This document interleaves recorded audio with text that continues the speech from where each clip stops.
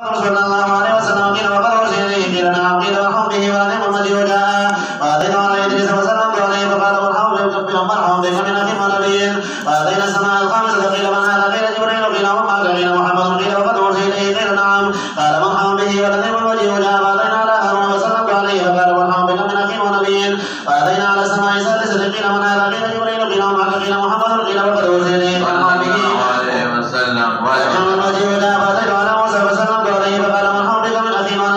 فلما جاءوا بكى قيل قال يا ربي هذا الغلام الذي فوق سماته يدخل الجنة من أمته أفضل مما يدخل من أمته فأتينا السماء السابعة قيل من هذا قيل جبريل قيل وما قيل محمد صلى الله عليه وسلم قيل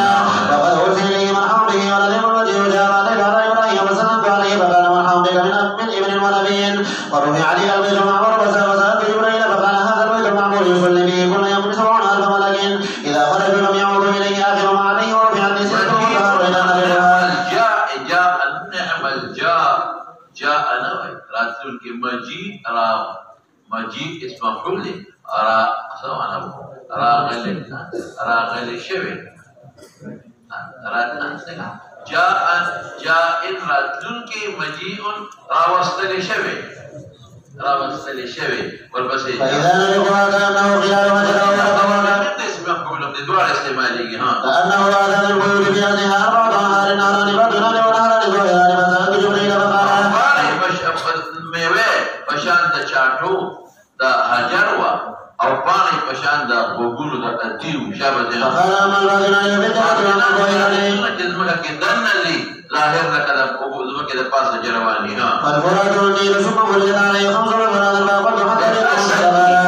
انا خدای رسول کې دي شي چې دلته فرات او نیل تعال د بل فرات او نیل لګا شابه ده فقال ما كان كل ولد عليه 5 فرات قال انا على الناس من تعالى بني اسرائيل شد المعالجه فانه قد كان يبلغ بني الى ربك فسلوا فرجعت فسالته فجعلها 40 ثم مثله ثم 30 ثم مثله فجعل 20 ثم مثله فجعل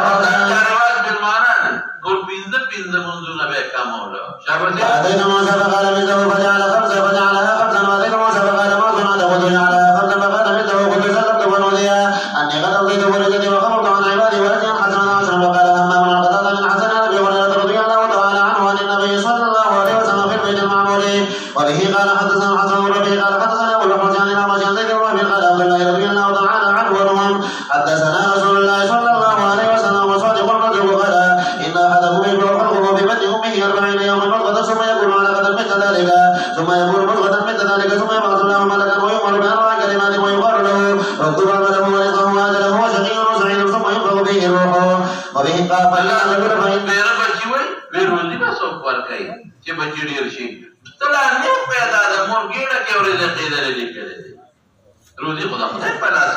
فإن فإن الرجل منكم لا يعمل حتى ما يكون بينه وبين الجنة إلا ذراع فيسبق عليه كتابه فيعمل بعمل أهل النار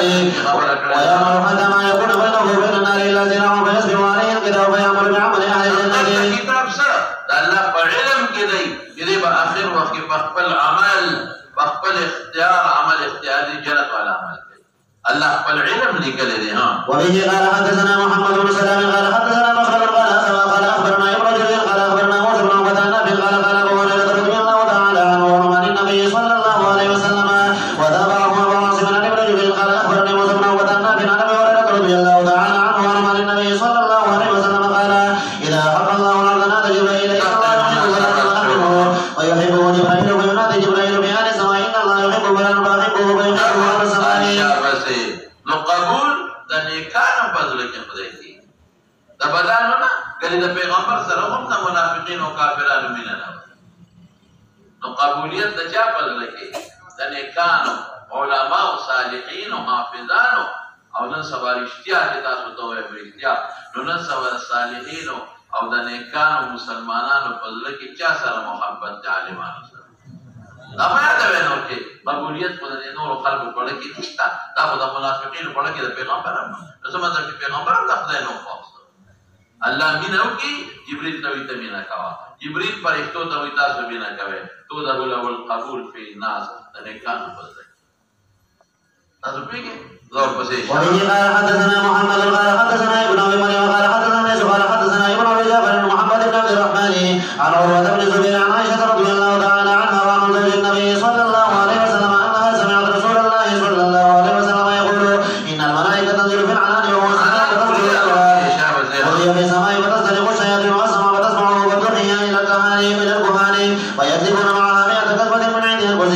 قال حدثنا مناسبت دارے اسمان کے فیصلے چکی کی سب کے کئی دا اللہ فیصلے چکوکی تو فرشتو تے ہوا ہو رہی فرشتو دا غیر مذاکرہ کئی ہاں قال حدثنا ابراهيم بن سعد قال اخبرنا ابن شهاب عن ابي سلمة بن عبد الرحمن والغري عن ابي هريرة رضي الله تعالى عنه قال قال النبي صلى الله عليه وسلم اذا كان يوم الجمعة كان على كل باب من ابواب المسجد ملائكة فاذا جلس الامام توسحا وجاء يتلون الذكر حضرات وجدا اغا کرام الكاتبين وراجح دادا او سوق اذا حفظتي اغا انسان حفاظت کئی شیطان ہی مر دیتی اور لیکن راجح دادا جدا نور فرشتی دی تو پیگے حضور پسے جاؤ وبه قال حدثنا علي بن عبد الله قال حدثنا سفيان قال حدثنا زهري عن سعيد بن زيد قال مر عمر في المسجد وحسن ينشد فقال كن انشد به وبه من هو خير منك ثم ذهب الى ابي هريره قال اشهدك بالله سمعت رسول الله صلى الله عليه وسلم يقول اجب عني اللهم ان يدخل في القدس قال نعم وبه قال حدثنا قال حدثنا شعبة انسان سر پفوشیرونو کی مدد کئی القاف لقلب کی وطا گئی ہاں عن علي بن ثابت عن البراء رضي الله تعالى عنه قال قال النبي صلى الله عليه وسلم لحسن وجهه وفاجه وجبريل معك وبه قال حدثنا إسحاق قال أخبرنا أبو جرير قال حدثنا أبي قال سمعت حميد بن هلال عن أنس بن مالك رضي الله تعالى عنه قال كأني أنظر إلى غبار سابع في سكة بني غد وزاد موسى ركب جبريل وبه قال حدثنا فروة قال حدثنا علي بن مسلم عن هشام بن عروة عن أبي عن عائشة رضي الله تعالى عنها وعن أن الحارث بن هشام سأل النبي صلى الله عليه وسلم كيف يأتيك الوحي قال كل ذاك يأتي الملك أحيانا في مثل سكرة الجلس ويرسم عني وقد وعدت ما قال وهو أشده علي ويتمثل لي الملك أحيانا رجلا فيكلمني فأني ما يقول وبه قال حدثنا آدم قال حدثنا شيبان قال حدثنا يحيى بن أبي كثير عن النبي صلى الله عليه وسلم رضي الله تعالى عنه قال سمعت النبي صلى الله عليه وسلم يقول من أنفق زوجه في سبيل الله يلعنه خزرة الجنة جنت کے خازنان سری دروانشان بوابین ابم فرشتی بھی ہاں هلما فقال أبو بكر لا الذي لا دواء عليه فقال النبي صلى الله عليه وسلم أرجو أن تكون منه به قال حدثنا عبد الله بن محمد نقصان خودشتا جدا تیرو دروازو نو بلی دیشی وہ یو دل داخلی دل نبی حمدی دایا داز دیو دبا پدے کے ہاں قال حدثنا هشام قال أخبرنا معمر بن زهير عن أبي سلمة عن عائشة رضي الله تعالى عنها وعنهم أن النبي صلى الله عليه وسلم قال لها يا عائشة هذا جبريل يقرأ عليك السلام فقالت عليه السلام ورحمة الله وبركاته تريد النبي صلى الله عليه وسلم وبه قال حدثنا أبو نعيم قال حدثنا عمر بن بن قال وحدثنا يحيى يعني ابن جعفر قال حدثنا وكيع عن عمر بن ذر النبي عن سعيد بن جبير عن ابن عباس رضي الله تعالى عنهما وعنه قال رسول الله صلى الله عليه وسلم لجبريل ألا تزورنا أنزل لما تزورنا قال فنزلت وما نتنزل إلا بأمر ربك وما بين أيدينا وما خلفنا الآية وبه قال حدثنا إسماعيل قال حدثني سليمان عن ابن سعد بن شهاب بن عبيد الله بن عبد الله بن عتبة بن مسعود عن ابن عباس رضي الله تعالى عنهما وعنهم أن رسول الله صلى الله عليه وسلم قال أقرأني جبريل على حرب فلا تنزل عن تنتهى إلى سبعة أحرف وبه قال حدثنا محمد بن قاتل قال أخبرنا عبد الله قال أخبرنا يونس عن الزهري قال حدثني عبيد الله بن عبد الله عن ابن عباس رضي الله تعالى عنهما وعنه قال كان رسول الله صلى الله عليه وسلم أجود الناس وكان أجود ما يكون في رمضان حين يلقاه جبريل وكان جبريل يلقاه لكل ليلة من رمضان ويدارسه القرآن قال رسول الله صلى الله عليه وسلم حين يلقاه جبريل أجود بالخير من الريح المرسلة وعن عبد الله أخبرنا وعن عبد الله قال أخبرنا معمر بهذا الإسناد نحوه وروى أبو هريرة وفاطمة رضي الله تعالى عنهما عن النبي صلى الله عليه وسلم أن جبريل كان يعالجه القرآن وبه قال حدثنا قتيبة قال حدثنا ليس عن ابن شهاب أن عمر بن عبد العزيز أخر العصر شيئا فقال له عمر أما إن جبريل قد نزل فصلى أمام رسول الله صلى الله عليه وسلم فقال عمر يعني ما تقول يا عمر قال سمعت بشير بن أبي مسعود يقول سمعت أبا مسعود يقول سمعت رسول الله صلى الله عليه وسلم يقول نزل جبريل فأمرني فصليت معه ثم صليت معه ثم صليت معه ثم صليت معه ثم صليت معه يحصل بأصابعه 5 صلوات وبه قال حدثنا محمد بن بشار قال حدثنا ابن أبي علي بن شعبة عن حبيب بن أبي ثابت عن زيد بن وهب عن أبي ذر رضي الله تعالى عنه قال قال النبي صلى الله عليه وسلم قال لي جبريل من مات من أمتي كان يشرك بالله شيئا دخل الجنة أو لم يدخل النار قال وإن زنى وإن سرق قال وإن وبه قال حدثنا أبو اليمان قال أخبرنا شيخ قال حدثنا أبو الزناد عن أبي هريرة رضي الله تعالى عنه اختصار شيء بديشة عن النبي صلى الله عليه وسلم قال الملائكة تعاقبون الملائكة بالليل والملائكة بالنهار ويجتمعون في صلاة الفجر ونصف ثم يعرج إليه الذين باتوا فيكم سوف يسألهم وهو أعلم به فيقول كيف تركتم عبادي فقالوا ظنناه يصلي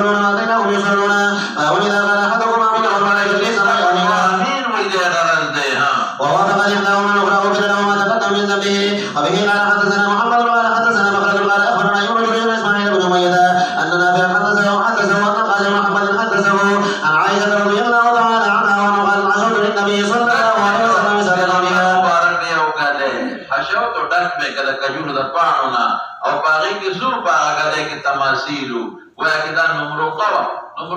ته وی بنده و دډه مو یو کینیم په ها فجاء الله من الرب وجعل يتغير وجهه وقلت ما لنا يا رسول الله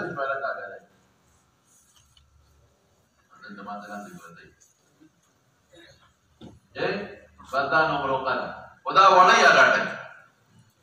دا وړی را بنده په کینی هم اډډه پتا ورپسې ما لنا يا رسول الله صلى الله عليه وسلم قال ما بال هذه الرسالة كل رسالة جعلت على كل تبني عليها قال أما علمت أن الملائكة لا تدخل بين الناس يعذب يوم القيامة ويقول ربي ما خلقتم وبه قال حدثنا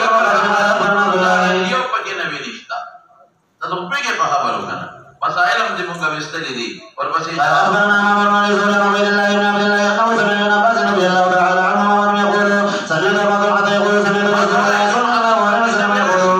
نبي فورا ما توای چرابم کو او مسائل بده وبس نو ټول زاړه مقرر روایت دي ها لا تدخل الملائكة بيت النبي كلمة ولا سورة تماثيلا وبه قال حدثنا أحمد قال حدثنا ابن أبي قال أخبرنا عمرو بن بكير بن الأشد حدثه أن مسلم بن سعيد حدثه أن زيد بن خالد الجهني رضي الله تعالى عنه حدثه ومع بسر بن سعيد عبيد الله القولاني والذي كان في حجر ميمونة زوج النبي صلى الله عليه وسلم حدثهما زيد بن خالد أن أبا طلحة حدثه أن النبي صلى الله عليه وسلم قال لا تدخل الملائكة بيت النبي سورة قال بسر بن زيد بن خالد فعودناه بين نحن في بيته بستر فيه تصویرونه په نو ملاقات د عبید الله قولاني سره به علم يحدث نامم د تصائر په حدیث نو ویل چې برکته او په خپل د فرض تصائر فقال انه قال الا رقم في صوب یو داخ په صوبه کې بل غیر ذی روح هغه مستثنا دی انا سمعته قلت لا نرى الا رقم في الصوب ده من نور دليل قال بلا ده فاشتقل ذكره كما تويل دي شبا وبه قال حدثنا يحيى بن سليمان قال حدثني ابراهيم قال حدثني عمر بن سالم عن النبي رضي الله تعالى عنه قال وعد النبي صلى الله عليه وسلم جبريل فقال انا لا ندخل بيت النبي سورة ولا كلب وبه قال حدثنا اسماعيل قال حدثني مالك بن سمين عن ابي صالح عن ابي هريره رضي الله تعالى عنه ان رسول الله صلى الله عليه وسلم قال اذا قال الامام سمع الله لمن حمده فقولوا اللهم ربنا لك الحمد فانه من وفى القول يقول الملائكه غفر له ما تقدم من ذنبه وبه قال حدثنا ابراهيم بن مجد قال حدثنا محمد بن قبيح قال حدثنا ابي عن هلال بن علي بن عبد الرحمن بن ابي بكر عن ابي هريره رضي الله تعالى عنه عن النبي صلى الله عليه وسلم قال ان احدكم في صلاه ما دامت الصلاه تحبسه الملائكه تقول اللهم اغفر له اللهم ارحمه ما لم يقم في صلاته او يحدث وبه قال حدثنا علي بن عبد الله قال حدثنا سفيان عن عمرو عن ابوين سفيان بن على النبي رضي الله تعالى عنه قال سمعت النبي صلى الله عليه وسلم يقرا من كلمه يا مالك قال سبحانك الله جهنم مشر فرشتہ چې د جهنم داروغه وته موایو ها ونادى يا مالك به قال حدثنا عبد الله بن يوسف قال مرحبا کړه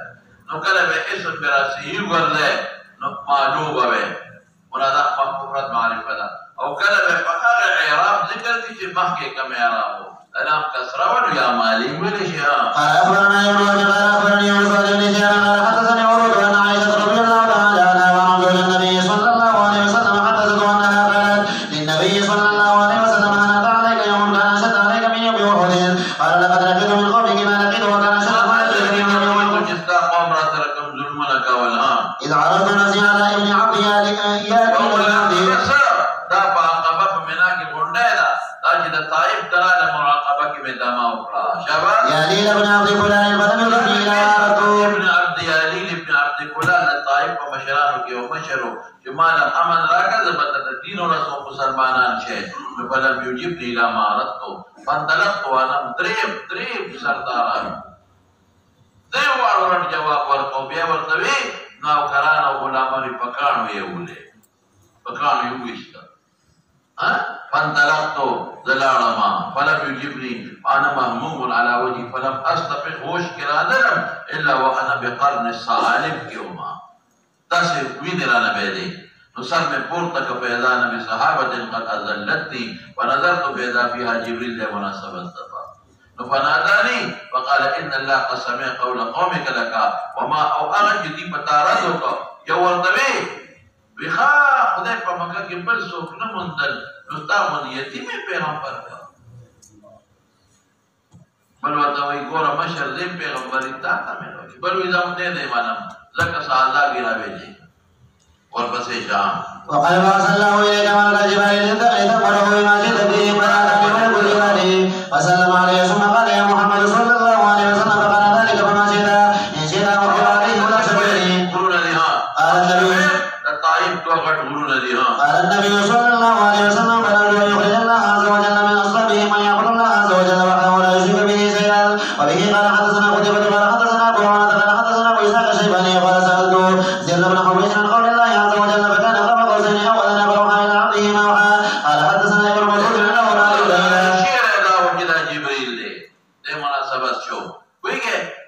جماهیر صحابه وی چې دا الله دې مراد دی ولې عبده چې مطلق کومې هو قرینه ته وګوره نو دې الله چاته نسبت کیږي وایي کنه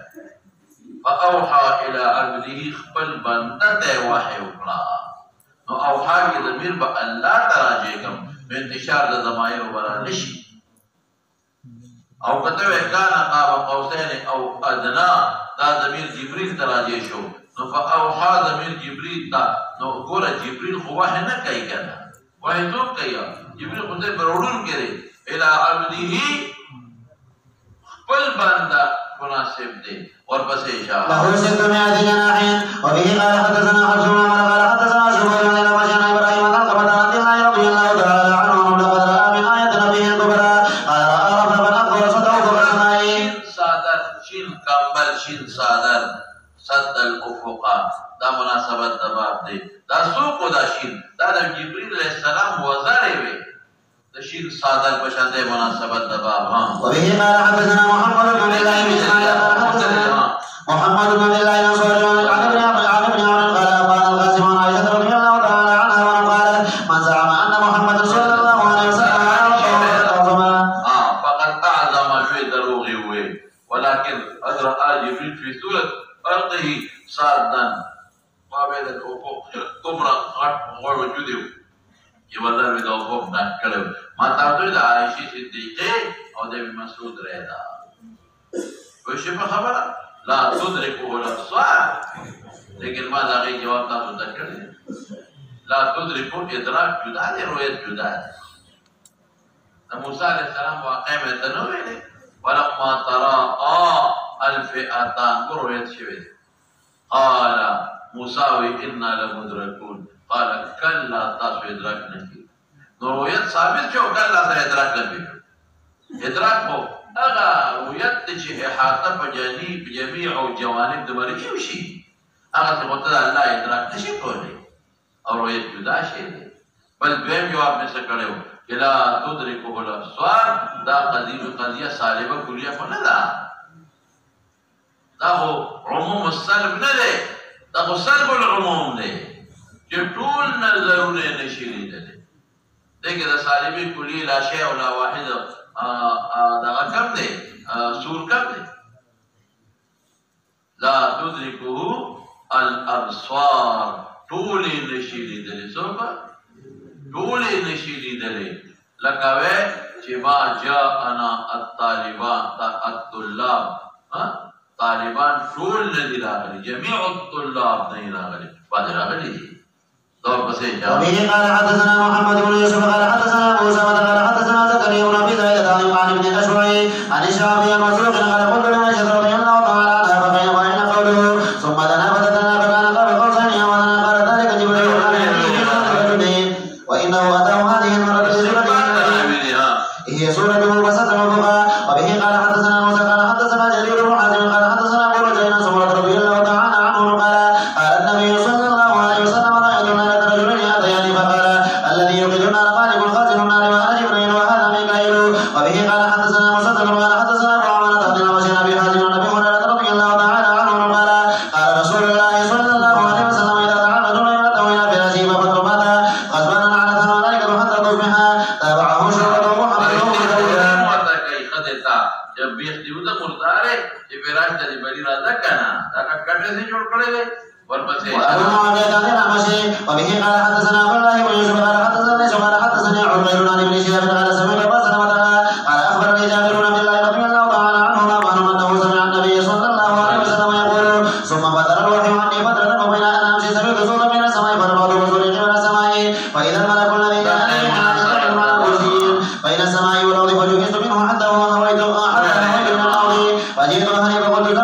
تكملوني فأنزل الله عز وجل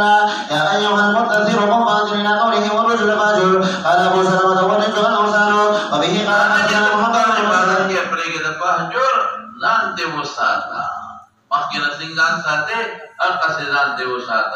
وبه قال حدثنا محمد بن بشار قال حدثنا قتل قال حدثنا شعبة والقتادة وقال لي خليفة حدثنا يزيد بن رجل قال حدثنا سعيد بن قتادة عن أبي العالية قال حدثنا ابن من نبيكم صلى الله عليه وسلم يعني ابن عباس رضي الله تعالى عنه عن النبي صلى الله عليه وسلم قال رأيت ليلة موسى في موسى رجلا آدم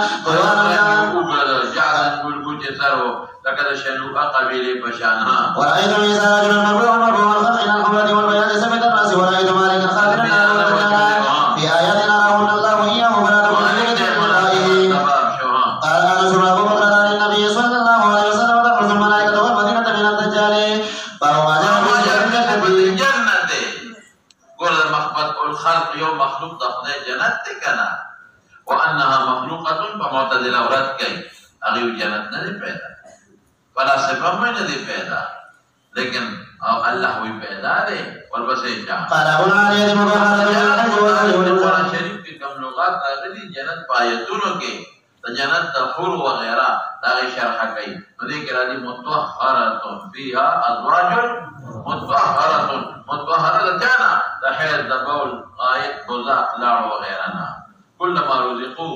تم دے کرا گلے دے رزقو منها من ثمرتن وأتوا بشيء ثم أتوا بآخر قالوا هذا الذي رزقنا من قبل ده خبر جاء وقت ما يقول لديه وأوتينا من قبل وأتوا بها متشابها لا باغني يشبه بعضه بعضا مختلف بفخوان كي قطوفها دانية سانجي نزديدي أو قطوف متولي وي لك خلق تشوكاول كي يقتفون كيف شاء دانية نزدي وي بقول تخطل بنغواري أرائك على الأرائك ينظرون تختون وي قال الحسن النظرة نظرة كم ذكر عليه ولقاهم نظرة وسرورا نظرة ما نظرتك إياه في الوجه فمحك مشالة توي أو سرور زدراغ توي قال مجاهد سلسبيلا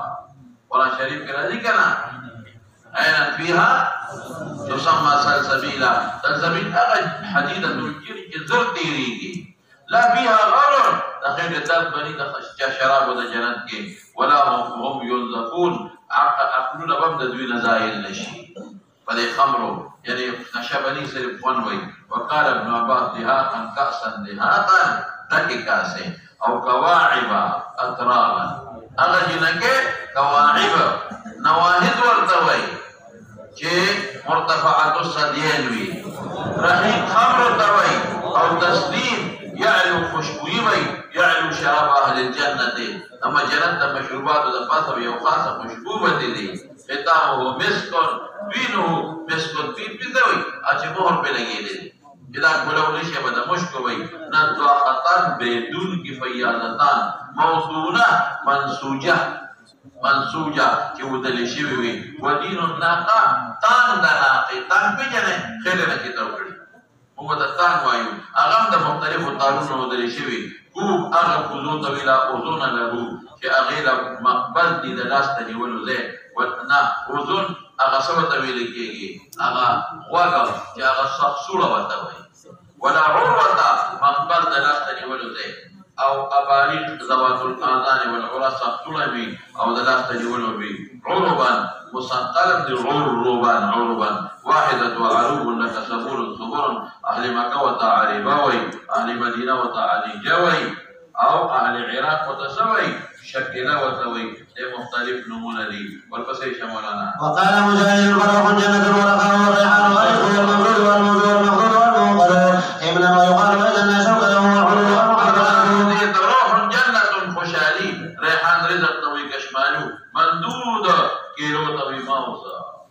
مخدود دك دبارنا ويقال اذا لا شوق له او مندود اغمي وتوجه ضيفه جنين عروف جاتوي محببات اغا خدج خاوندان تخوخي مسكوب جار برش مرفوعه كبلا فرشونه بستري يوم النفاسه وي لغو باطل توي تقسيم گناه قذف توي افنان سان توي جنتين جنا ميوه ما يجتنا جنا سر کے ایکم شیشو کولی شبا یجتنا قریب نہیں مدهامتان تركي بيدا قبونا شابته وبه قال حدثنا أحمد بن يونس قال حدثنا ليس وسألنا نافع عن الله بن عمر قال قال رسول الله صلى الله عليه وسلم إذا مات أحدكم فإنه يرد عليه مقعده من غداة والعشي فإن كان من أهل الجنة فمن أهل الجنة وإن كان من مقعده من أهل الجنة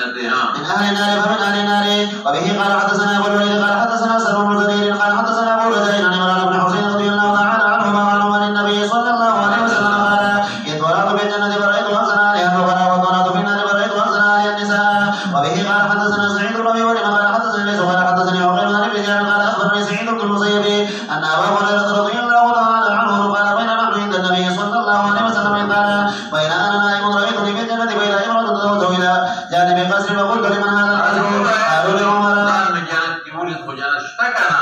وذكرت بينتهم ووليت مدبرا وبكى عمر وقال عليك أغار يا رسول الله صلى الله عليه وسلم.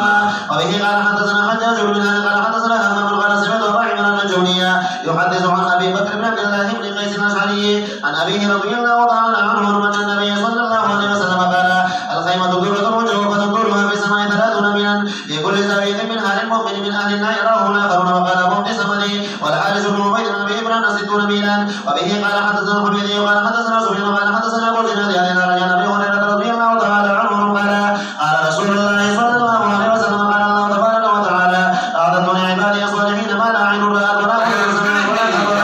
على قلب بشر وقرأوا شيئهم فلا تعلم نفس ما أخفي لهم من قرة أعين. وبه قال حدثنا محمد بن مقاتل قال أخبرنا عبد الله قال أخبرنا معمر بن أحمد بن منبه عن أبي هريرة رضي الله تعالى عنه قال رسول الله صلى الله عليه وسلم أول سورة تلج الجنة سورتهم على سورة القمر ليلة البدر لا يمسكون فيها ولا ينتقدون ولا يتخبطون آنيتهم فيها الذهب وأمشاتهم من الذهب والفضة ومجابرهم الورود ورشحهم المسك لكل واحد منهم زوجتان يراحة بهما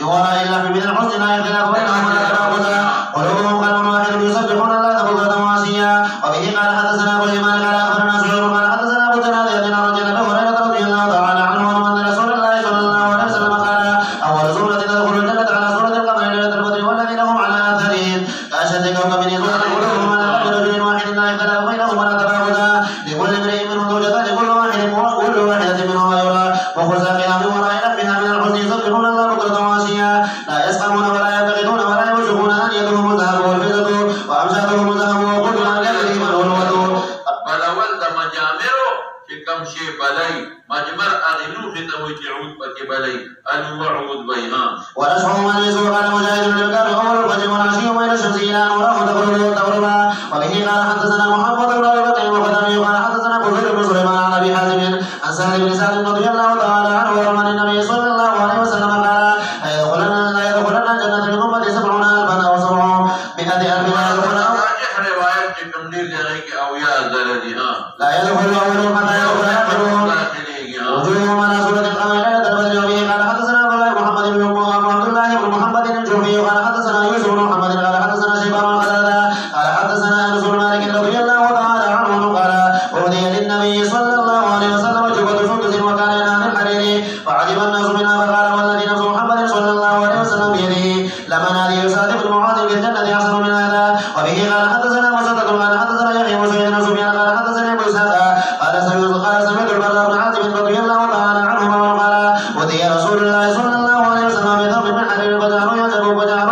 من حزنه ودينه فقال رسول الله صلى الله عليه وسلم لمن هذه سعد بن معاذ في الجنة أفضل من هذا. وبه قال حدثنا علي بن عبد الله قال حدثنا سفيان بن أبي حاتم عن سهل بن سعد الساعدي رضي الله تعالى عنه قال رسول الله صلى الله عليه وسلم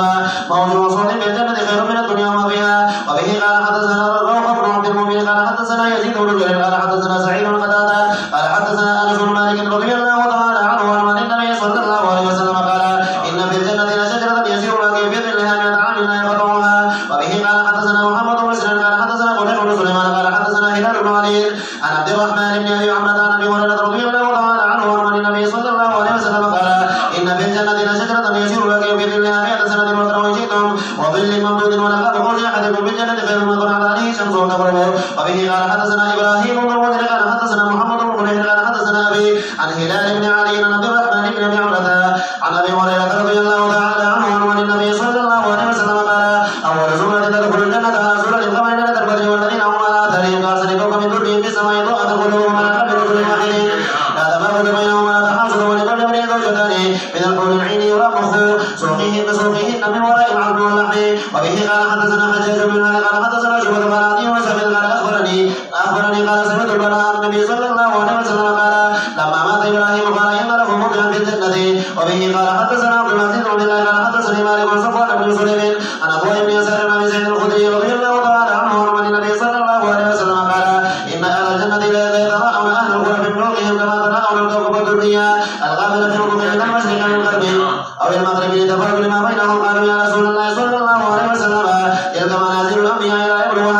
قالوا قال بلى والذي نفسي بيده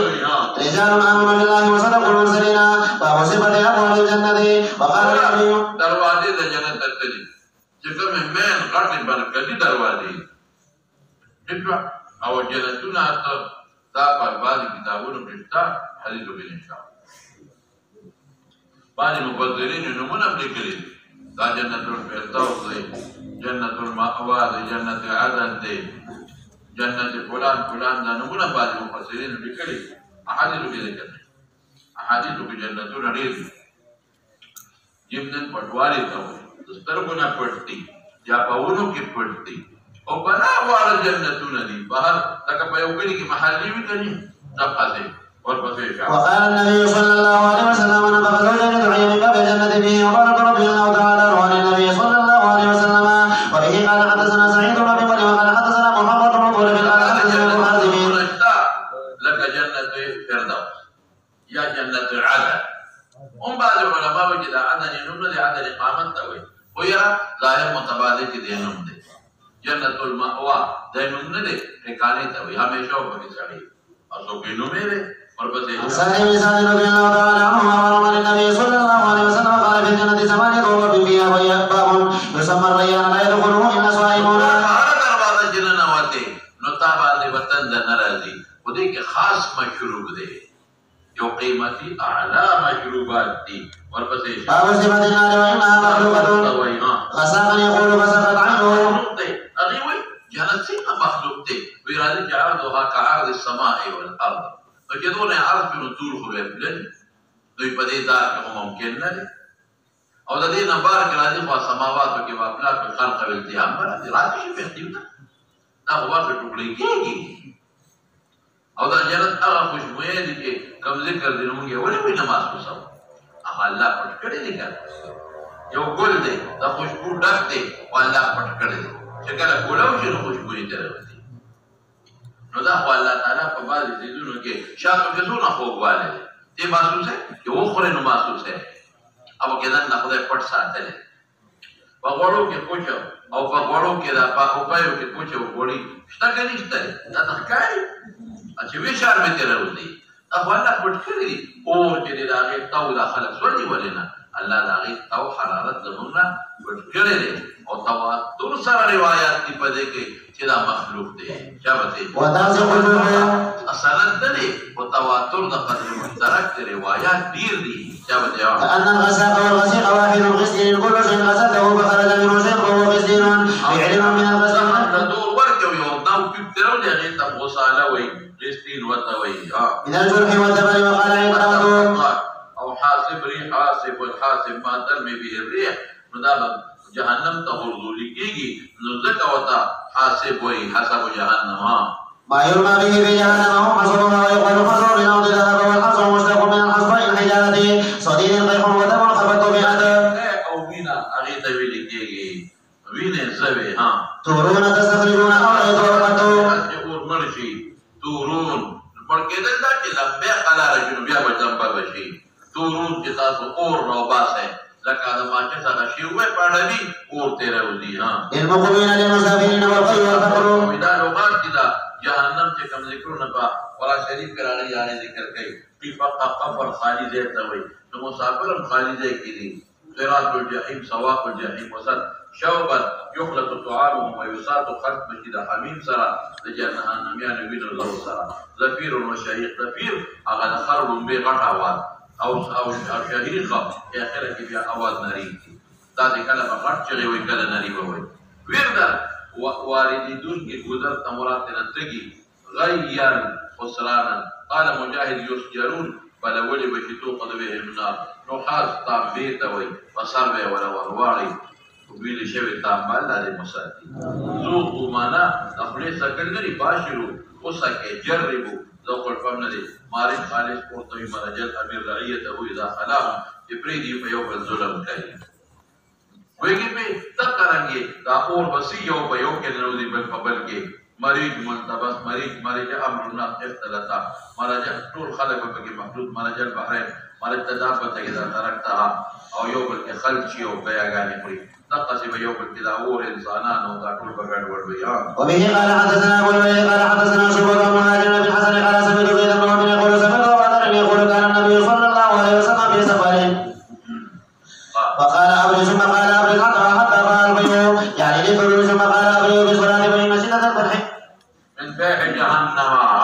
وبه قال حدثنا محمد بن يوسف قال حدثنا سفيان عن المجد وقال النبي سيدنا رضي الله تعالى عنه قال النبي صلى الله عليه وسلم أبرد بالصلاة فإن شدة الحر من ريح جهنم. وبه قال حدثنا أبو اليمان قال أخبرنا شعيب بن رجل قال حدثنا أبو سلمة بن عبد الرحمن أنه سمع أبا هريرة رضي الله تعالى عنه يقول رسول الله صلى الله عليه وسلم اشتكت النار إلى ربها فقالت ربي أكل بعضي فأذن فأذن لها ورم پیدائش والی میں کی موجود ہے فأذن لها بنفسين نفس في الحسطاء ونفس في السيف وأشد ما تجدون من الزمهرير دائش مختصر دے وأشد بالحديث کی تفصیل لا شيخان وأشد ما تجدون من حرها ومن سمومها وأشد ما تجدون من بردها ومن زمهريرها اور نور میں ترویری دی یاد رہتا خبر ترمذی کی تفسیر میں بھیجے دے اذا بعض دینوں کے ہمیشہ جمع و بعضوں کے ہمیشہ قول وغیرہ دی. وبه قال حدثنا عبد الله بن محمد قال حدثنا ابو عامر هو العقدي قال حدثنا همام عن ابي جبرة الزبيري قال كنت جالس ابن عباس بن مكة فاخذتني الحمى فقال ابردها عن حمل ماء زمزم ظنه جواب فان رسول الله صلى الله عليه وسلم قال هي من فيه جهنم فابردوها بالماء وقال بالماء زمزم شك همام وذهب بالماء بلدك. وبه قال حدثنا عمرو بن عباس قال حدثنا عبد الرحمن قال حدثنا سفيان عن ابيه عن أبا عباية بن رافع قال أخبرني رافع بن خديج قال سمعت النبي صلى الله عليه وسلم يقول الحمى من حور جهنم فابردوها عنكم بالماء. وبه قال حدثنا مالك بن إسماعيل قال حدثنا زهير قال حدثنا هشام عن عروة عن عائشة رضي الله تعالى عنها وعنهم عن النبي صلى الله عليه وسلم قال الحمى من فيه جهنم فابردوها بالماء. وبه قال حدثنا كيف فيه جهنم او یا دا چې سبب یې هغه سبب یې نور دی د نور هغه سبب دی. وبه قال حدثنا مسدد عن يحيى عن عبيد الله قال حدثنا ابي عمر رضي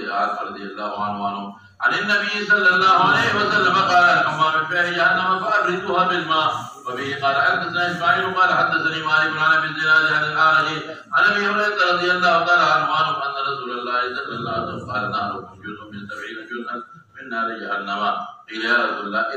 انها كانت لكافيه قال فضلت دوزخ الفريق وفضلني ب99 جزءا كلهن مثل حرها. وبه قال حدثنا قتيبة بن سعيد قال حدثنا سفيان عن عمرو سمع دار يخبر عن صفوان بن علاء عن ابيه انه سمع النبي صلى الله عليه وسلم يقول هذا يا مالك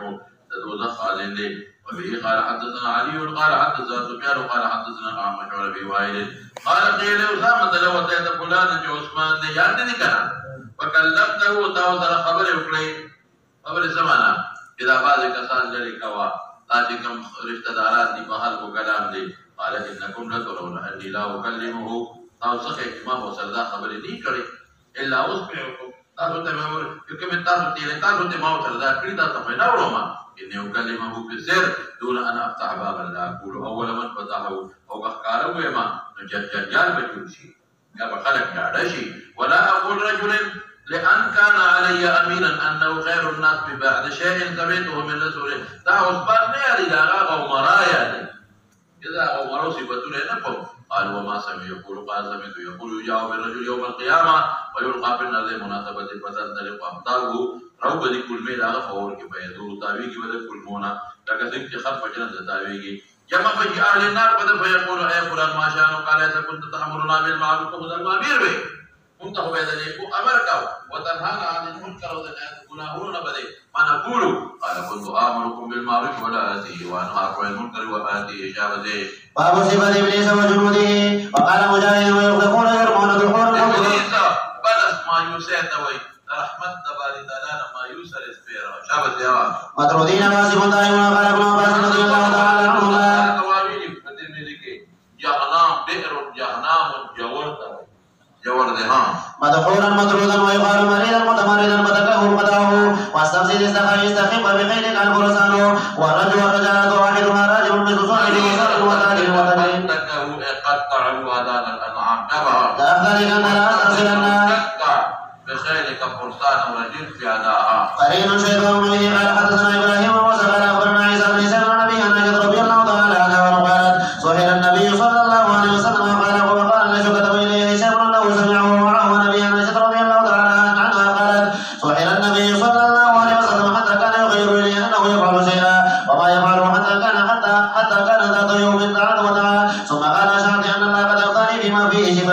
أتاني رجلان فقال أحدهما عند رأسي والآخر عند رجلي فقال أحدهما للآخر ما وجه الرجل قال مضوب قال منطقه قال لبيد بن العصبي قال في ماذا قال في موجود ومشاهد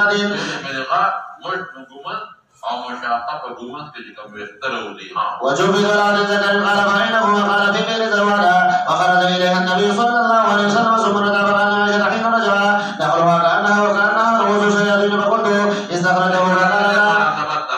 عرب إذا بتشوف في تشبيه والكي الشيطان نزل سريع والكي شيطان مشاريد هذه أما أنا فقد شفاني الله وخشيت أن يؤتي ذلك على الناس شرا ثم دفنت البئر وبه قال حدثنا إسماعيل بن أبي ويس قال حدثني أخي سليمان عن يحيى بن سعيد عن سعيد بن المسيب بن أبي هريرة أن رسول الله صلى الله عليه وسلم قال يأخذ الشيطان ناقة بيد راس أحدكم إلى هنا مثلا ركض يضرب على كل ركض مكانها عليك لنطوي الفرقد فإن استيقظ فذكر الله إن حمله ثم إن توضأ إن حمله ثم إن صلى إن حمله عقده كلها وأصبح نشيدا طيب النفس وإلا أصبح خبيث النفس كسلانا وبه قال حدثنا عثمان بن أبي شيبة قال حدثنا جرير عن منصور عن أبي وائل بن عبد الله قال ذكر عند النبي صلى الله عليه وسلم رجل نام ليلة حتى أصبح قال ذاك رجل قال شيطان في وجوده وقال في وجوده وبه قال حدثنا موسى بن إسماعيل قال حدثنا همام عن منصور عن سالم بن أبي الجعد عن قريب عن ابن عباس رضي الله تعالى عنهما عن النبي صلى الله عليه وسلم قال أما إن أحدكم إذا أتانا وقال بسم الله اللهم جنبنا الشيطان وجنب الشيطان ما رزقنا فرزق ولم يضره الشيطان وبه قال حدثنا محمد قال أخبرنا عبد عن هشام بن عروة عن أبيه عن ابن عمر رضي الله تعالى عنه قال رسول الله صلى الله عليه وسلم إذا طلع حاجب الشمس فدعوا الصلاة حتى تبلغ بينك وحاجب الشمس فدعوا الصلاة حتى تغيبا ولا تحيروا بصلاتكم طلوع الشمس ولا غروبها فإنها تدعو بين قرني شيطان أو الشيطان لا أدري أي ذلك قال هشام وبه قال حدثنا أبو محمد قال حدثنا عبد الوارث قال حدثنا يونس بن حميد بن هلال عن أبي صالح بن أبي سعيد رضي الله تعالى عنه قال قال النبي صلى الله عليه وسلم إذا مر بين يدي أحدكم شيء وهو يصلي فليمنعه فإن أبى فليقاتله فإنما هو شيطان وقال عثمان بن حجر قال حدثنا عبد محمد بن سيرين الشيطان جنين له لوط فوسط الشيطان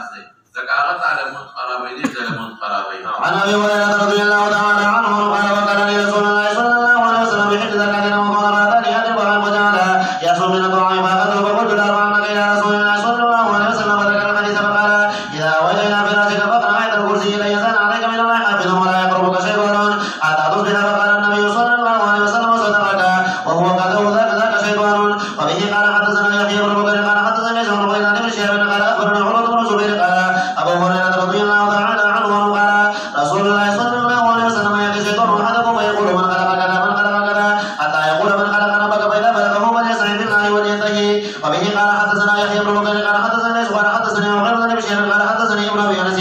مولى التيميين أن أباه حدثه أنه سمع أبا هريرة رضي الله تعالى عنه يقول قال رسول الله صلى الله عليه وسلم إذا دخل رمضان فتحت أبواب السماء وغلقت أبواب جهنم وسلسلت الشياطين به قال حدثنا الحميدي قال حدثنا سفيان قال حدثنا عمرو قال أخبرني الشيطان قلت له شيء دخل الكنا ولك يا ذلك और बसेगा قال أخبرني سعيد بن جبير जितने शैतान होता बदर गदा होगा दगा के वा पर रमजान के वो शैतान पके वो याद होगा ना माय मारा दरा शयातीन उतर के टोलना शाबत قلت لابن عباس قال حدثنا أبو يونس أنه سمع رسول الله صلى الله عليه وسلم يقول إن موسى كان فتى وهدنا غداءنا قال أرأيت إذا وإلى إلى الصخرة فإني نسيت الحوت وما زال وإلى الشيطان وأن أذكره ولم يجد موسى النصب حتى جاوز المكان الذي أمره الله به وبه قال حدثنا عبد الله بن مسلمة عن مالك بن عبد الله بن دينار عن عبد الله بن عمر رضي الله تعالى عنهما قال رأيت رسول الله صلى الله عليه وسلم يشير المشرق فقال إن الفتنة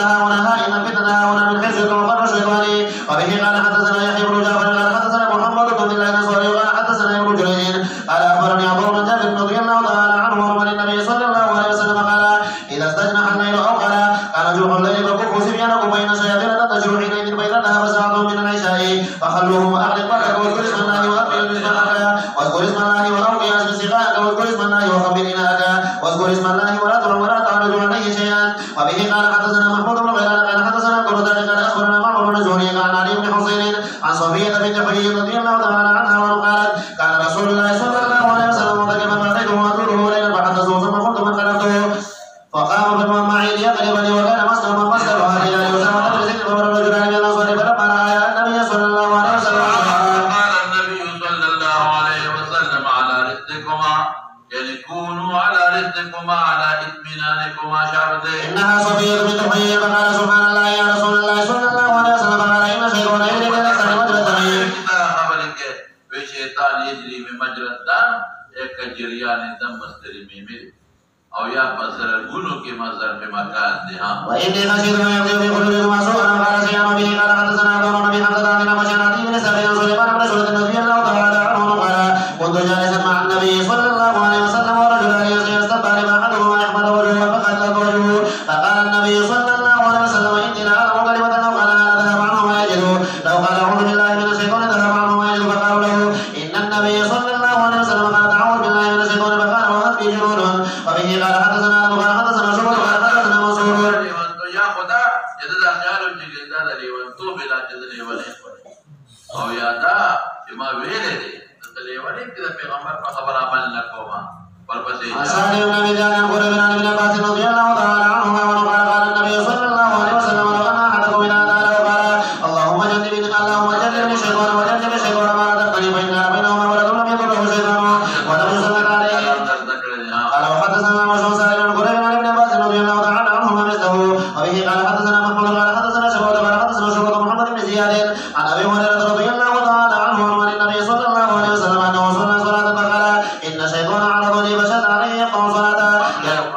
عليه فأوكاني الله من ولد الحديث. وبه قال حدثنا محمد بن يوسف قال حدثنا وزعي قال أن يحيى بن أبي كثير عن سلمة عن أبي هريرة رضي الله تعالى عنه قال قال النبي صلى الله عليه وسلم إذا نودي بالصلاة أدبر الشيطان وله الولد وإذا قضي أقبل وإذا صلوا بها أدبر وإذا قضي أقبل حتى يقضى وإذا الإنسان وقلبه فيقول اذكر كذا وكذا حتى لا يدري أثلاثا صلى أم أربعا فإذا لم يدري أصلى صلاة أم أربعا سجد سجد سهوه. وبه قال حدثنا أبو اليمان قال أخبرنا شعيب بن أبي سناد عن أبي هريرة رضي الله تعالى عنه قال النبي صلى الله عليه وسلم كل بني آدم يدعو الشيطان في قلبه في إسرائيل حين يولد غير عيسى بن مريم وذهب يدعو البطان بالحجار. وبه قال حدثنا مالك بن إسماعيل قال حدثنا إسرائيل عن المغيرة عن إبراهيم عن علقمة قال قدمت الشام قالوا أبو الدرداء قال أبيكم الذي أجاره الله من الشيطان على لسان نبيه صلى الله عليه وسلم. وبه قال حدثنا سليمان بن حرب قال حدثنا شعبة بن قال الذي أجاره الله على لسان نبيه صلى الله عليه وسلم يعني عمارا. قال وقال ليس حدثني خالد بن يزيد عن سعيد بن هلال أن أبا الأسود أخبره عن عروة عن عائشة رضي الله تعالى عنها وعن النبي صلى الله عليه وسلم. بالأمر يكون في الأرض فتسمع الشياطين الكلمة فتقر في آذان الكهان كما تقر القارورة فيجي لك شكل الشريكية تقصي فلكية ويزيدون معها 100 كذبة يا كذبة كبذي. وبه قال حدثنا عاصم علي قال حدثنا ابن أبي ذئب بن سعيد المقبول عن أبي هريرة رضي الله تعالى عنه عن النبي صلى الله عليه وسلم قال التساؤل من الشيطان فإذا تساءل أحدهم فليرده مساء.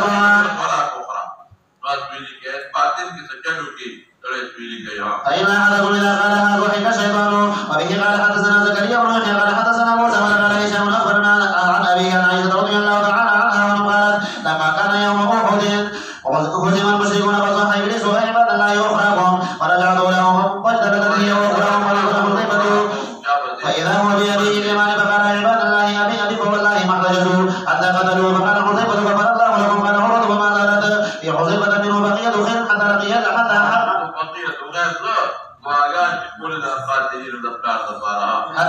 بالله عز وجل. وبه قال حدثنا حسن بن ربيع قال حدثنا أبو الحسين عن أشعث عن أبيها المسروق قال قالت عائشة رضي الله تعالى عنها سألت النبي صلى الله عليه وسلم عن الالتفات عن الرجل بالصلاة فقال هو يختلس الشيطان من صلاة أحدكم.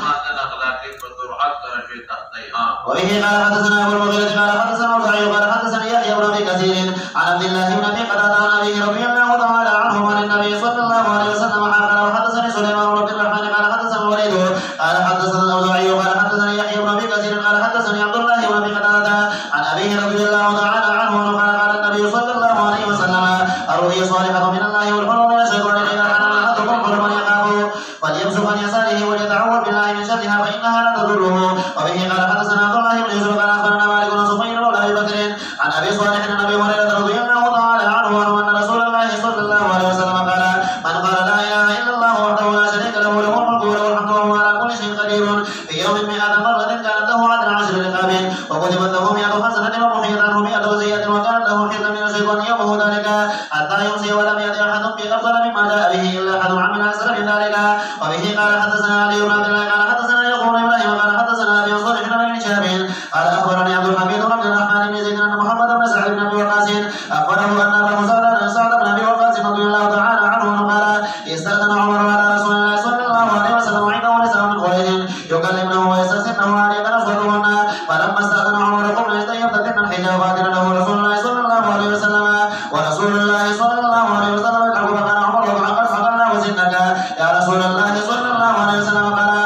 أيكن من هؤلاء التي كن عندي فلما سمعنا صوتك ابتدرنا الحجاب قال عمر وأنت يا رسول الله صلى الله عليه وسلم قلنا حقا يهبنا ثم قال يا عدوات أنفسهن أتهبنني ولا تهبن رسول الله صلى الله عليه وسلم قلنا نعم أنت أفضل وأقبل من رسول الله صلى الله عليه وسلم قال رسول الله صلى الله عليه وسلم والذي نفسي بيده ما لقيك شيطان ربك سالكا فجرا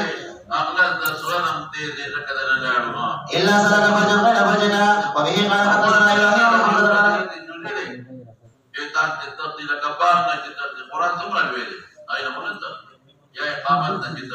قال حدثني ابن ابي حازم عن يزيد عن محمد بن ابراهيم عن عيسى بن طلحه عن ابي هريره رضي الله تعالى عنه عن النبي صلى الله عليه وسلم قال اذا استيقظ احدكم من منامه فتوضا فليستنزل ثلاثا فان الشيطان يبيت على خيشومه او ذكر الجن وصوابه وعقابه.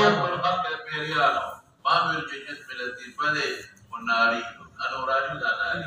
او تشكل بأركان مختلفه وكي او جسم के पटवारे दे सरगुना पड़ती बाकायदा लगना मुझे यहाँ पर गिरोड़ी गज़ेबी बल बाकायदा बल अर्थ इंतजामात के क्या बते ये ताला या माशर जिन्न वल इंस अला यकुन रसूलun minkum परियार वजनत तबली और दोज़ख तबदी ख्याल रहे या माशर الجن ألم يأتكم رسل منكم يقصون عليكم آية أو وجنت كبري قرآن شريف جل تعالى فرمى لم يسمعن إنس قبلهم ولا جان لو كان ممكن وجنت تتبع ولدا سوي فأحسن قصوا وقال مجاهد وجعلوا بينه وبين الجنة نسبا قال كفار قريش الملائكة ونادوا الله أمهاتهم فنادوا سلام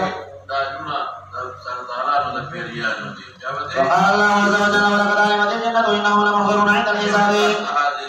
وبه قال حدثنا قتيبة عن مالك عن عبد الرحمن بن عبد الله بن عبد الرحمن النبي صلى الله عليه وسلم عن أبيه أنه أخبره أن أبا سعيد الخدري رضي الله تعالى عنه قال له إني أراك تحب الغنم والبادية فإذا كنت في غنمك وباديتك فأذن بالصلاة فارفع صوتك بالنداء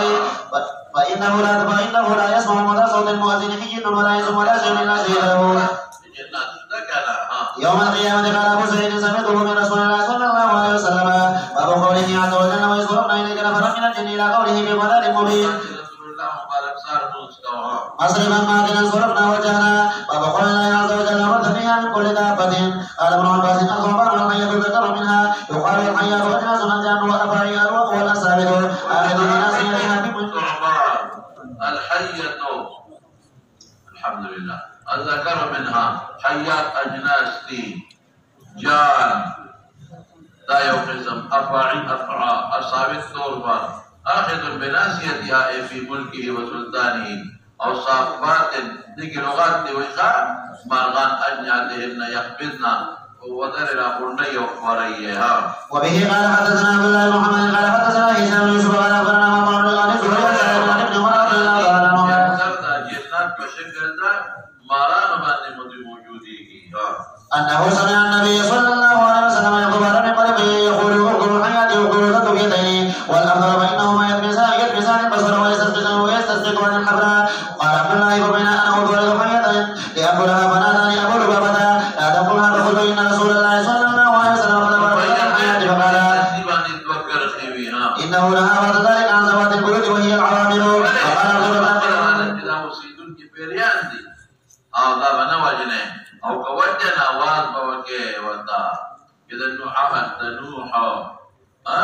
بيريانه وادا غيرتي ودا سليمان كتاب غايب شيشابتي. ورآني أبو لبابة وزيد بن الخطاب وتابعه يونس بن عيينة إسحاق الكلبي والزبيدي وقال صالح بن أبي حفصة وهو ابن مجمع عن الزهري عن سالم عن ابن عمر رضي الله تعالى عنهما. فرآني أبو لبابة وزيد بن الخطاب باب خير قال المسلم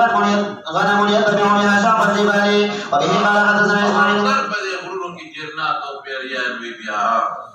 وبه قال حدثنا إسماعيل قال حدثني مالك بن عبد الرحمن بن عبد الله بن عبد الرحمن بن أبي صعصعة عن أبيه عن أبي سعيد الخدري رضي الله تعالى عنه قال قال رسول الله صلى الله عليه وسلم يوشك أن يكون خير مال المسلم غنم يتبع بها شعب الجبال ومواقع القدر يفر بدينه من الفتن. وبه قال حدثنا عبد الله بن يوسف قال أخبرنا مالك بن بزرة أن رجلا أبي هريرة رضي الله تعالى عنه أن رسول الله صلى الله عليه وسلم قال رأس الكفر نحو المسجد والفقر والخيار بأهل الخير والإبل والبدالين أهل الوبر والسكينة بأهل الغنم. وبه قال حدثنا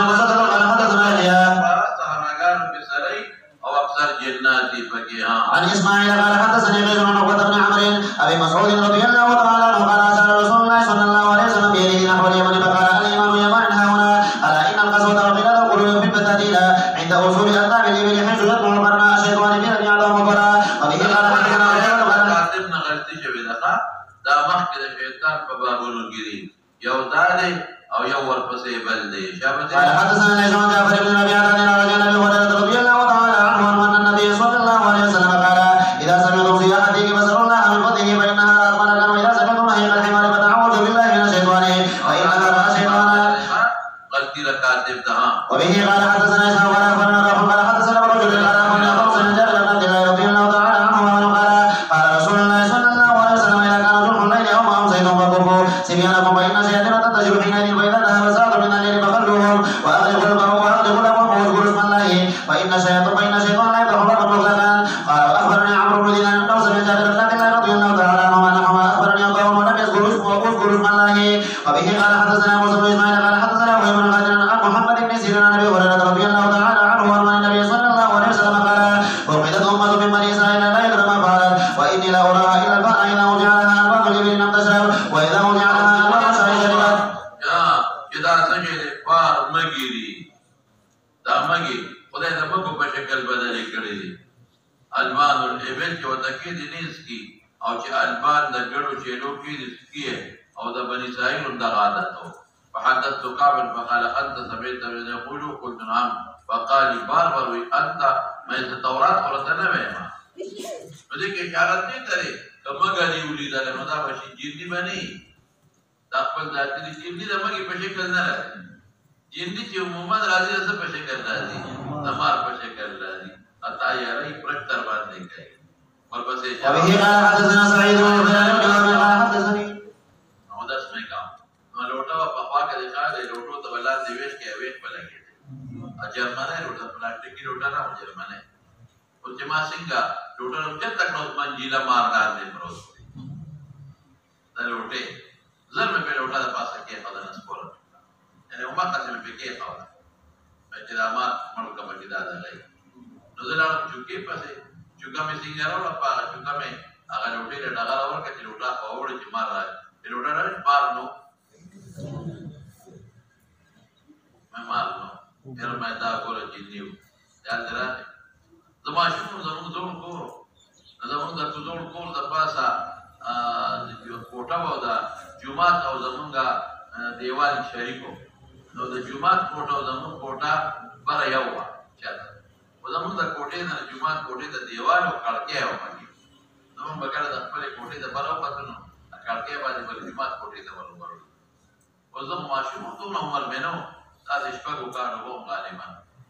چوز میں کڑکے کونا پوسٹ کیوں کدرو په جمعات په کوټه د پاسه طالبان رسل دي او ټول چاړو وسره دی یو بل وای ولا مینه پی او یاره ته مانیا او په دې وګړي جام دیوا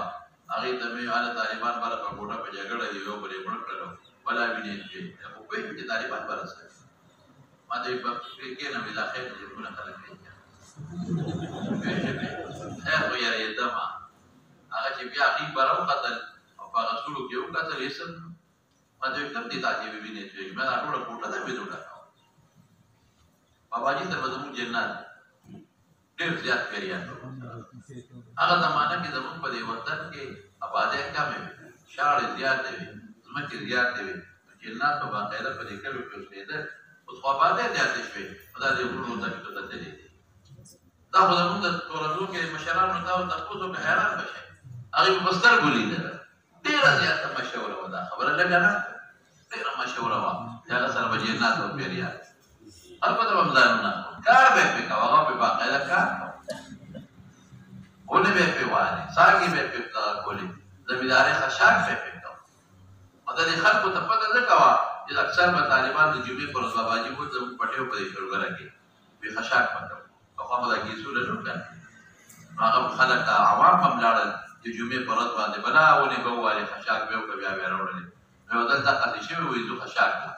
چې څنګه لاړ خشاک هم شوی او ونه والي شوی ورسره جمع شوی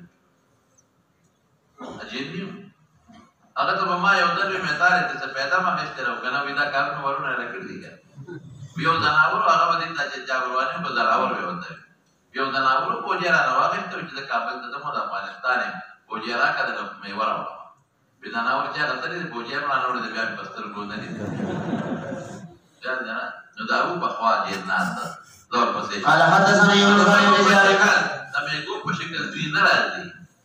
چې د مار په شکل عموما راځي کا حدیثو کې دا ذکر دی ورپسې عن عروة يحدث عن عائشة رضي الله تعالى عنها أن النبي صلى الله عليه وسلم قال للوزغ أنفسه ولم أسمعه أمر بقتله وسمعه مناسبت څه دی د کربوړي په شکل نه راځي وجنه تاسو په کوم چې کربوړي دا مار چته نه چې مار دې دې نه راحت د نو پر یاد وا کربوړي ډګ ورکاوه چې به وزعم سعد بن أبي وقاص أن النبي صلى الله عليه وسلم أمر بقتله وبه قال حدثنا صدق بن قال حدثنا ابن عيينة قال حدثنا أبو الحميد بن جبير بن شيبة پتا چې مکه نه دا دا مونږه نو چې کړي دي کړي اردو والا دا خوري راځي شي دې کمزوري شي دا چې مکه دا منډه والی چې دې راځي لکه ځاړي خاصه چې ما په دې مونږ یو تو قدم والی نو ځاړي خاصه په چاته سازي راځي بیا غریب راځونی او څونه پیدا من شي دا چې مکه بلا ما چې نه خوري ورکه ما چې نه خوري او ختمه یې دا وجه مکه پیدا دي وضع خواهد سامعه برسول سر لري وجاړو کې منډه وای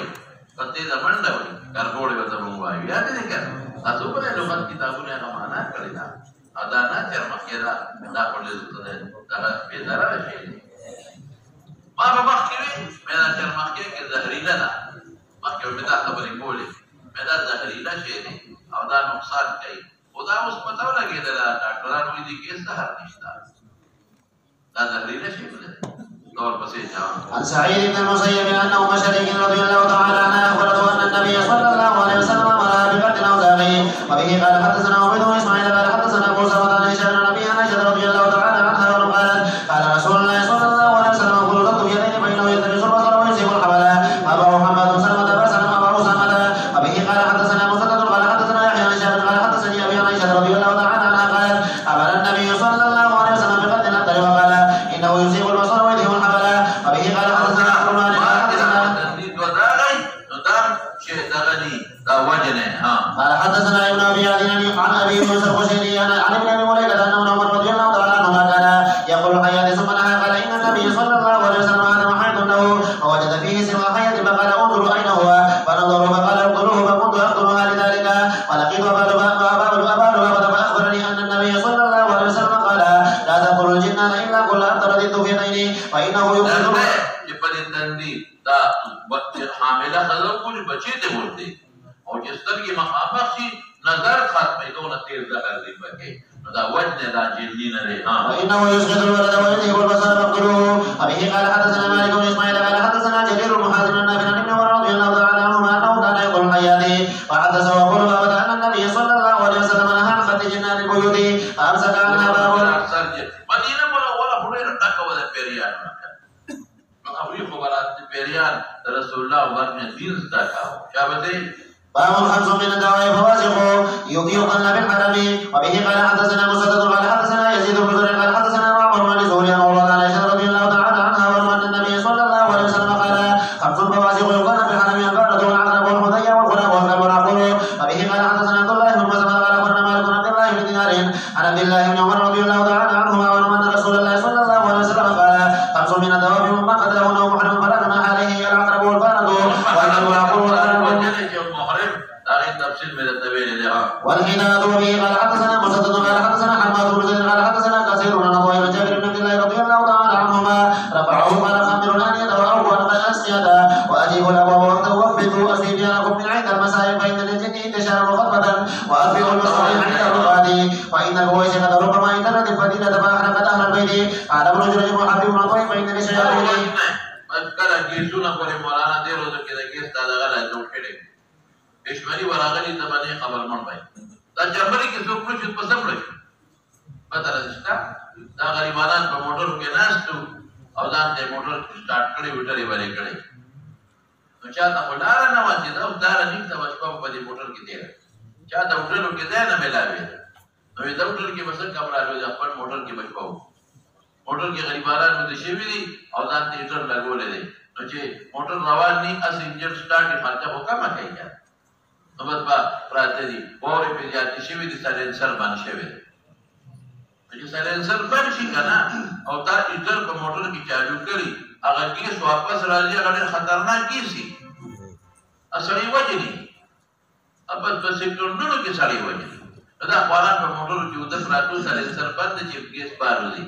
هغه کیس واپس راغلی دی په دې موټر په دې دغه کې په دې سوړو کې چې کوم نه هوا راوځي او واپس شوی دی کاربن څخه خطرناک کیس دی بس ټول په خوب کې د ساګانې یو بل نه خبر نه دي بس وضو او په وضو کې جرات کلام ورپسې شاه وبه قال حدثنا عبد الله قال اخبرني في مواجهه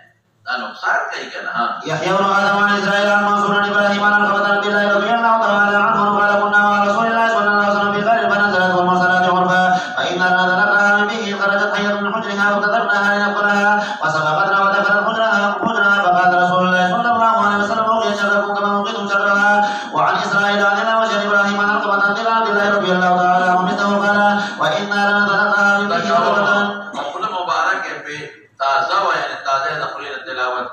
وتابعه ابو معاويه المغيرة وقال حفص بن معاويه وسليمان بن خرب عن الأعمش عن ابراهيم عن الاسود عن عبد الله رضي الله تعالى عنه مثله. وبه قال حدثنا نصر بن علي قال اخبرنا عبد الله قال حدثنا عبيد الله بن مولانا بن ابن عمر رضي الله تعالى عنهما عن النبي صلى الله عليه وسلم قال دخلت امراه النار بهنة ربطتها ولم تطعمها ولم تدعها تاكل من خشاش الارض. قال حدثنا عبيد الله بن سعيد المقبوري عن ابي هريره رضي الله تعالى عنه مثله. به قال حدثنا اسماعيل قال حدثنا عن رجل ابي هريره رضي الله تعالى عنه ان رسول الله صلى الله عليه وسلم قال نزل النبي من النبيين تحت شجره فلتقته نمله عليه السلام بجهازه فاخرج من تحتها ثم امر ببيتها فاحرق بالنار فاحل واليه فحل نمله واحده ما غني بعد مذكور كده باب نشتا او کوي نو باب در باب بیکم صرف بکدا مجھ ذکر کی پیو دو روایت کے ہاں اشارہ میں حاضر فلیمزو فإن به احدى جناحيه وإن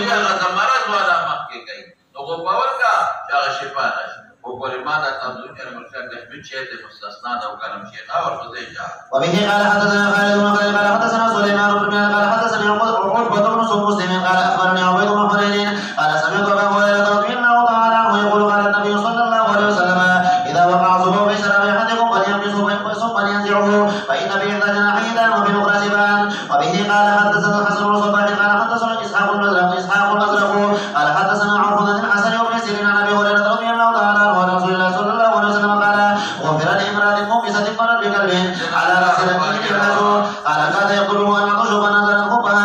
فنزعت خبها فاوسخته بخمارها فنزعت له من الماء فغفر لها بذلك. حيوانات باب نقول كذا باب يا باب در باب دي يا بعد نقول كذا نشترينا. وبه قال حدثنا علي بن عبد الله قال حدثنا سفيان قال حدثه من الزهري كما انك هنا اخبرني عبيد الله عن ابن عباس رضي الله تعالى عنهما عن ابي طلحه عن النبي صلى الله عليه وسلم قال تدخل الملائكه بيتا فيه كلب ولا سوره. وبه قال حدثنا عبد الله بن يوسف قال اخبرنا مالك بن نافع عن عبد الله بن عمر رضي الله تعالى عنهما ان رسول الله صلى الله عليه وسلم امر بقتل الكلاب. وبه قال حدثنا موسى بن اسماعيل بيبي كل حسب ابراهيم واجنه بيان علينا فصل حكم راغ جمالي وللكلاب او دا ولی حکم د سپو کړه ما ویل دي بیا د تبه دا خلق سپو سره ډیره مینا محبت ساتو چې دا رسم ختم کی د خلق د نفرت مې نن سبا ګوره ټول یورپ کې هر انجینر د سپیسا دلی دي هر مګور کې پنځه کا سره 15 سپیسا دلی او ټول ورځ باندې مصروف وي مجبوري لمبي او منډه ورګي بس څه بس په باندې سپیسا دي ورپسې قال حدثنا همام بن يحيى قال حدثني ابو سلمة عن ابي هريرة رضي الله تعالى عنه وحدثه قال قال رسول الله صلى الله عليه وسلم من امسك كلبا ينقص من عمله كل يوم خلاف الا كلب حسن او كلب نشيط. وبه قال حدثنا عبد الله بن مسلمة قال حدثنا يزيد بن خزيمة قال اخبرني سعيد بن يزيد انه سمع سفيان بن ابي زهير بن الشلابية رضي الله تعالى عنهما وعنه انه سمع النبي صلى الله عليه وسلم يقول من اقتنى كلبا لا يغني عنه زرعا ولا قرعا. او خکارم دې پکې ها ولا يوم غير القرآن سيرو من عملي کمیږي هر ورځ د یو قیرات او شابه انت سمعت هذا من رسول الله صلى الله عليه وسلم قال اي ورب هذه القبلة كتاب الانبياء کتاب په دقه اشاره ده چې کوم ځای کې دي امر په قتل کتاب باندې دې شو کنه قتل الكلاب دا برات اختتام شو بس په مولانا سے کتاب العلاج